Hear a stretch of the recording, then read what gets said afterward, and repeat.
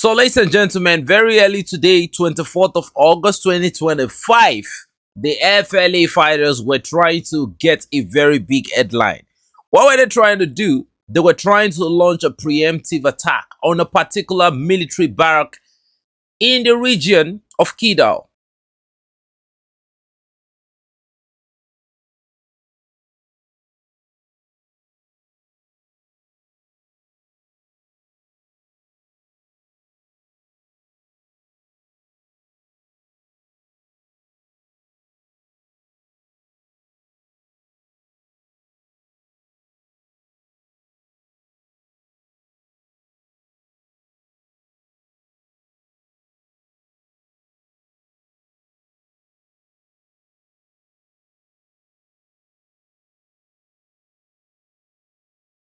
Ladies and gentlemen, they launched the strike. According to the FLA fighters, the terrorists that doesn't have the right education of what the drone warfare was all about. They were very quick on social media. They posted the video, and according to them, they said they used the fiber optic drone. But ladies and gentlemen, from everything we found out after the operation and after what the Malian farmers dropped, they said it was not a fiber optic drone. They said it was an FPV drone. So the FLA fighters need to go and get some, or their representative needs to go and get some education. So what did they do? They tried to attack a barrack. And ladies and gentlemen, yeah, they guided the drone, the pause, the slow down. They tried to do the, the Russia-Ukrainian frontline thing. But ladies and gentlemen, when they struck, we all could see what we were saying. There was nobody on site. I don't even know if they struck a vehicle or they struck a beer clay. Ladies and gentlemen, let me play this video to you. First of all, I want you to look at the video and tell me if anything significant or anything consequential was hit by whoever was guiding the FLA drone. So, ladies and gentlemen, look at the video.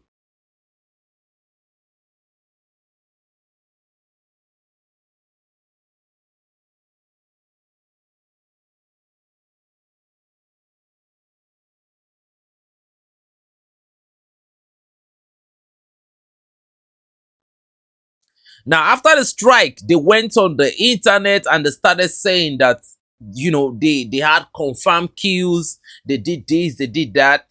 Number one, there was no reconnaissance drone to counter-check if there was any significant casualty. Based on what we know, when a suicide drone, when an attack drone embark on its suicide mission, there is always a reconnaissance drone to counter-check.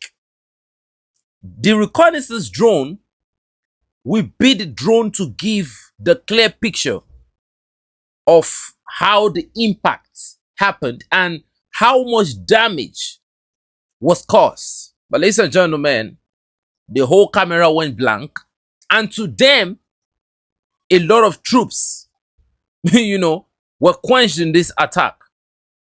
That is it, the propaganda warfare. But ladies and gentlemen, the African Corps finally came out and they dropped the image of the drone. Ladies and gentlemen, you know where the drone was? In the mud. That's another strategic disgrace to these terrorists and whoever is training them. You already know who is training them. But I discovered that lately, they have not been posting no headlines, no nothing. This is happening because, according to the information that got to us, the farmers of Mali have completely, almost capitulated the FLA fighters. And according to the latest information we've heard, they said they call on their Tuareg brothers in Libya. But according to what we heard, they only got a very few number from Libya. And a large amount of those, crusaders that got from Libya have equally been neutralized by the Bayraktar drones of the Malian Armed Forces. So my big question now is, what else do they have? Do they still have the cards? In my own opinion, I don't think they have the cards anymore. And the only way they make their presence felt now is one, once or twice attack. Ladies and gentlemen, we can see the pictures of the FLA people, right? Making peace. Try to tell their people to come back home and stop, causing chaos in Mali. They say they are in support of whatever is going on in Mali. They say they are in support of the Malian government. And here you have some certified terrorists trying to cause chaos. They have been dropped. But ladies and gentlemen, according to the information we had, they said the control units of this particular drone was striked several minutes after the attack. They already disembarked from that location. So they were not, the counter-offensive was not able to, really destroy them. Because the Malian Armed Forces equally have tools that will be able to reveal the location from where the attack was being launched. But ladies and gentlemen, the terrorists knew too well to disembark from the region before the Malian Armed Forces could reach them. If not, it would have been a decapitation counter-strike. Based on the information we've heard, that even before now, most of the time when the FLA fighters launch their drone, not only does the Malian FAMA makes the drone operation unsuccessful by either shooting it down or jamming the drone, they counter-strike the control unit, which is not so far away from where the drone is being deployed to go and attack. Now, that is done with that. Let's move to the next information of today. The Nigerian Armed Forces just deleted about 70 ISWAP fighter. When I mean ISWAP, I'm talking about the Islamic State in West African province. The sect that has been functioning under the command of a internationally known terrorist called Al-Banawi. So, ladies and gentlemen,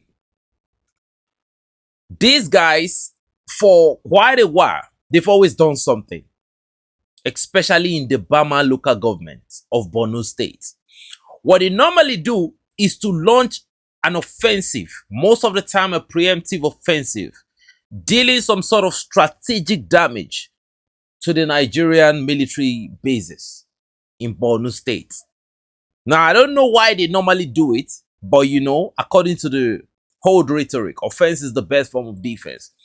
I feel like they've always been successful sometimes, and sometimes they are very, very unfortunate and unsuccessful.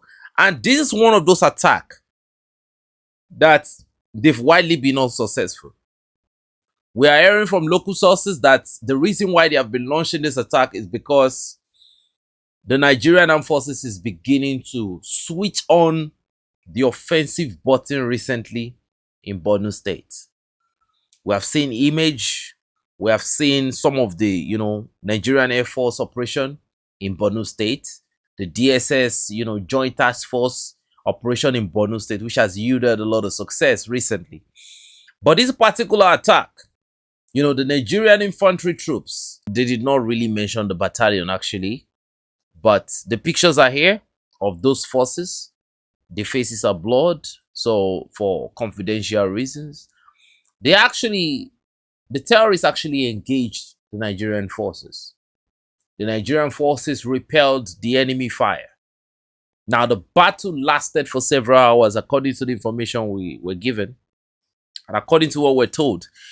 In the initial counter-offensive, about 35 ISWAP terrorists were deleted immediately. After they were deleted, several were wounded.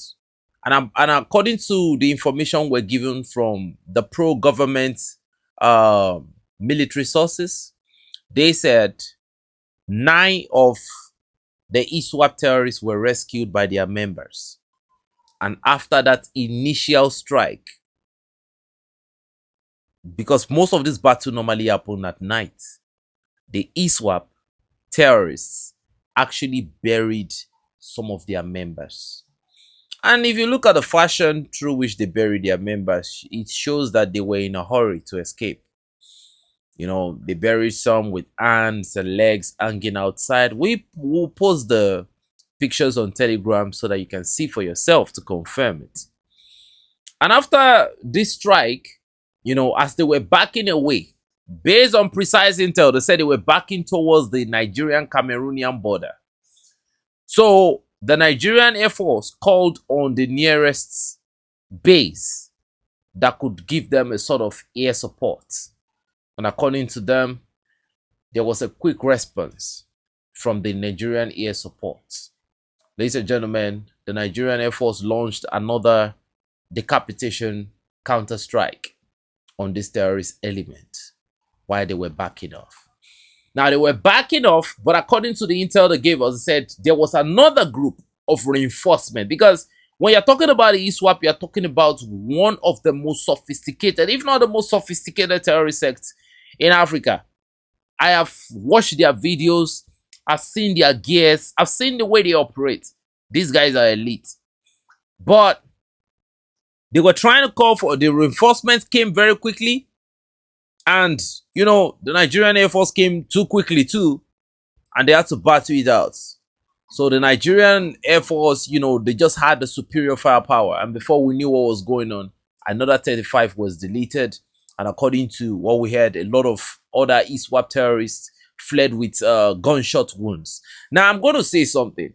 When I hear things like the ISWAP terrorists flee with gunshot wound, it actually makes me feel somehow, because when you see these guys shooting, these guys are like, I'm telling you from what I've seen, they are better than all other sectors I've seen so far. When it comes to the equipment, the bulletproofs, these guys even use night vision goggles.